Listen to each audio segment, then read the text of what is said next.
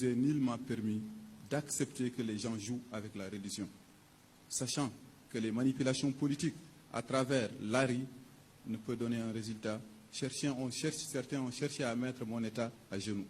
Nous n'admettrons jamais, et vous ne devez jamais admettre qu'on utilise la religion à des fins politiciennes.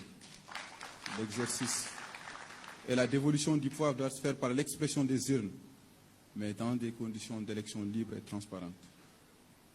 La société mauritanienne fait partie des sociétés les plus complexes que j'ai eu à rencontrer de par le monde.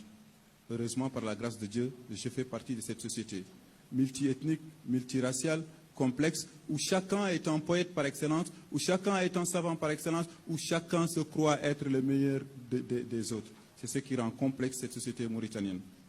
Monsieur le Président, si je termine sans vous dire que si on veut, et si je crois encore à la promesse qu'on s'est faite, que vous nous avez fait, qui nous a fait rêver pendant des années de bâtir ensemble une Mauritanie nouvelle.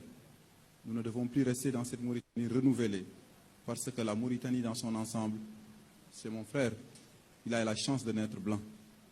C'est moi, j'ai la chance de naître noir.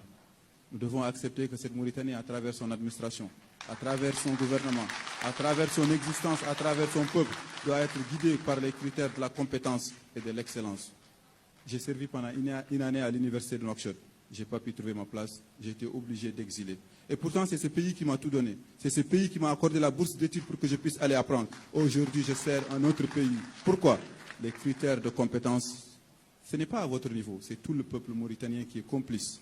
Si vous ne pouvez pas vous déplacer et aller dans chaque recrutement, imposer qu'on respecte les critères des droits les plus élémentaires, peut-être que moi ou une autre personne n'a pas été victime, mais d'autres et d'autres seront encore victimes. Pour ne pas faire essentiellement le professeur de droit, je vais me permettre essentiellement de vous dire, Monsieur le Président, je sais que je ne suis pas trop tendre à travers mes articles, mais c'est la même promesse que je vous avais faite il y a de cela 5 ans, avant de quitter ce pays. Je m'engage pour une Mauritanie nouvelle, une Mauritanie renouvelée, où tout un chacun de nous doit se sentir mauritanien.